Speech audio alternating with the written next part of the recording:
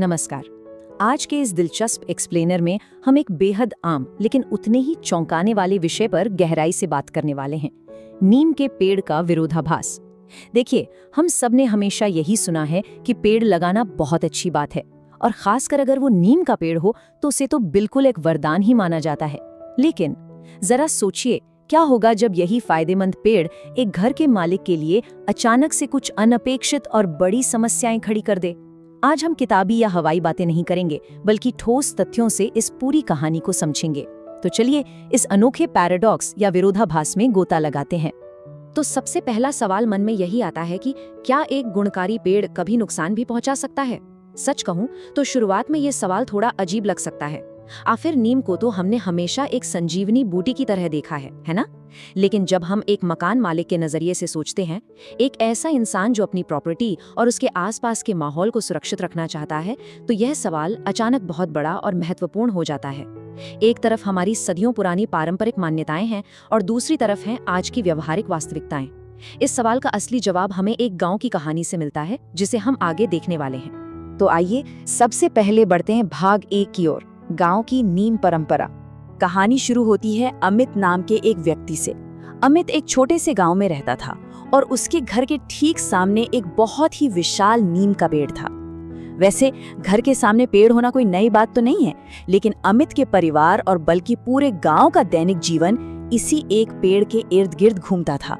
सुबह की चाय से लेकर शाम की चौपाल तक सब कुछ इसी पेड़ की छांव में होता था। अब एक घर के मालिक के रूप में हम समझ सकते हैं कि आंगन में इतना बड़ा पेड़ होना सिर्फ एक पौधा लगाने जैसा नहीं है। असल में वो उस प्रॉपर्टी की, उस घर की एक खास पहचान बन जाता है। और पता है इस गहरे जुड़ाव की सबसे बड़ी वजह क्या थी? गांव वालों का ये अटूट विश्वास कि नीम हर बीमारी की दवा है। अमित की माँ की ही बात ले लीजिए, वो हर सुबह उसे नीम की पत्तियां चबाने के लिए देती थी। पूरे गांव को इस बात पर पक्का यकीन था कि ये पेड़ किसी भी बीमारी को जड़ से खत्म कर सकता है। उनके लिए ये सिर्फ लकड़ी या पत्तों का ढांचा नहीं था, बल्कि साक्षात एक डॉक्टर था। लेकिन जैसा कि हम आगे देखेंगे, किसी भी चीज पर अंधा विश्वास करना, चाहे वो कितनी भी प्राकृतिक क्यों ना हो, उसके अपने अलग ही परिणाम होते हैं। खैर, इस गहरे विश्वास के पीछे कुछ बहुत ही ठोस और साइंटिफिक कारण भी थे। पहला, हम सब जानते हैं कि नीम हवा को गजब तरीके से शुद्ध करता है। दूसरा, इसके एंटीबैक्टीरियल गुण तो जग जाहिर है। और तीसरा, त्वचा और आम स्वास्थ्य के लिए ये किसी जादू से कम नहीं है। ये वो बातें हैं जो 100% सच है और प्रमाणित है। अब जाहिर है, घर के आसपास ऐसी चीजों का होना किसी भी प्रॉपर्टी के लिए खजाने जैसा ही तो है। यही वो फायदे हैं जिनकी वजह से घर के मालिक अपने घर के बिल्कुल करीब ऐसे पेड़ लगाना पसंद करते हैं। लेकिन रुकिए, इस कहानी का असली ट्विस्ट तो अभी आना बाकी है। और यहीं से शुरू होता है भाग 2, छिपे हुए स्वास्थ्य जोखिमों को उजागर करना। कहानी में एक बहुत बड़ा मोड़ तब आया जब एक दिन अमित की छोटी बहन अचानक से बीमार पड़ गई। पूरा परिवार हैरान था। मतलब घर के ठीक बाहर तो हर बीमारी की दवा खड़ी है, फिर ऐसा कैसे हो गया? जब उसे डॉक्टर के पास ले जाया गया तो डॉक्टर ने एक ऐसी बात कही जिसने सबको सोच में डाल दिया। उन्होंने साफ चेतावनी दी कि किसी भी चीज का बहुत ज्यादा इस्तेमाल नुकसान ही करता है, भले ही वो चीज 100% प्राकृतिक ही क्यों ना हो। अमित को समझ ही नहीं आ रहा था कि जो नीम हमेशा से फायदेमंद रहा है, वो भला नुकसान कैसे पहुंचा सकता है। उसी रात अमित काफी उलझन में था। तभी गांव के एक समझदार बुजुर्ग ने उसे एक बहुत ही गहरी सीख दी। उन्होंने कहा, बेटा, नीम बहुत फायदेमंद है, लेकिन हर चीज की एक सीमा होती है। और वाकई ये एक ऐसा शानदार विचार है जो न सिर्फ हमारी सेहत पर, बल्कि हमारे आसपास के पर्यावरण और खासकर हमारे घरों के रखरखाव पर पूरी तरह से लागू होता है। यहीं से ये एहसास होता है कि किसी चीज के फायदे और नुकसान के बीच की लकीर असल में बहुत पतली होती है। तो ये स्थिति एक बहुत ही साफ विरोधाभास या पैराडॉक्स को दिखाती है। चलिए इसकी तुलना करते हैं। एक तरफ आपको बेहतरीन स्वास्थ्य लाभ मिल रहे हैं, लेकिन दूसरी तरफ कुछ बड़े रिस्क भी हैं, जैसे ज्यादा सेवन करने से शरीर पर उल्टा असर पड़ सकता है, कुछ लोगों को इससे एलर्जी भी हो सकती है, और अगर हम एक होम ओनर यानी घर के मालिक के नजरिए से देखें तो सबसे बड़ी परेशानी ये थी कि इस पेड़ की वजह से घर के आसपास बहुत ज्यादा कीड़े मकोड़े आने लगे थे।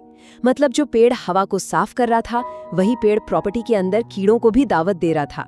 ये पहली खतरे की घंटी थी कि शायद घर के इतने करीब नीम का होना उतना भी परफेक्ट नहीं है।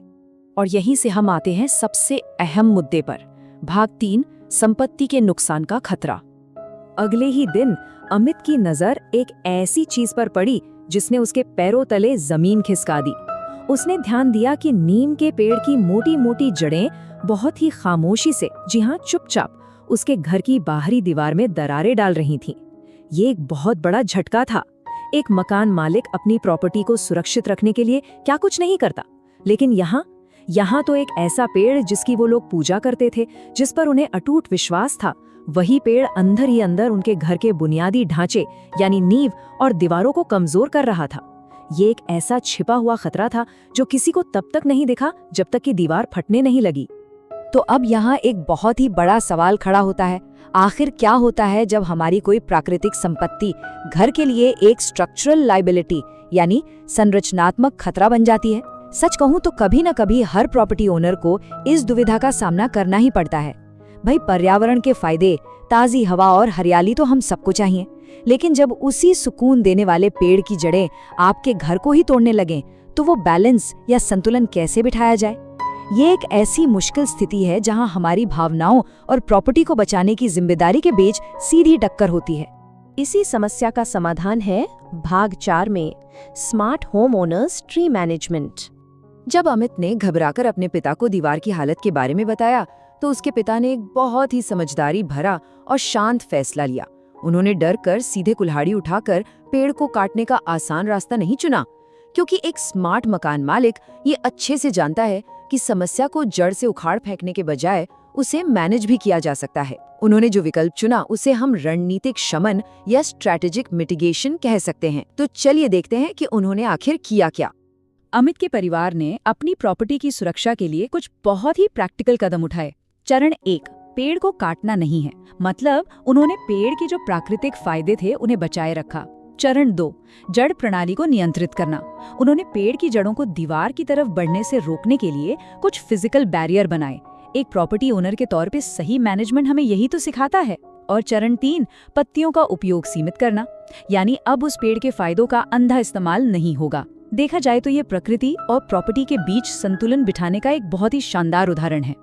अगर हम आज के इस पूरे एक्सप्लेनर का निचोड़ निकालें तो बात बस इतनी सी है, अति हर चीज की बुरी होती है। फिर चाहे वो किसी पारंपरिक देसी दवा का बहुत ज्यादा सेवन करना हो, या फिर घर की नींव के बिल्कुल करीब एक विशाल पेड़ की बेगलाम बढ़ती हुई जड़ें हों। हर अच्छी चीज अगर गलत जगह पर मौजूद हो या जरूरत से ज्यादा हो जाए तो वो बड़ा नुकसान कर सकती है। सही जगह का चुनाव, सही बाउंड्री या सीमाएं और सही उपयोग, यही एक सुरक्षित संपत्ति और एक स्वस्थ वातावरण की असली चाबी है। तो इस अंतिम और सोचने पर मजबूर कर देने वाले सवाल के साथ हम आज की इस चर्चा का समापन करते हैं।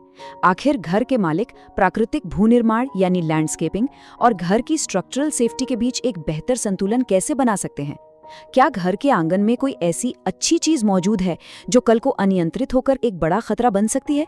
नीम के इस विरोधाभास को हमें हमेशा याद रखना चाहिए, ताकि हम अपनी संपत्तियों का मैनेजमेंट एक नए और संतुलित नजरिए से कर सकें। इस एक्सप्लेनर में मेरे साथ बने रहने के लिए आपका बहुत बहुत धन्यवाद।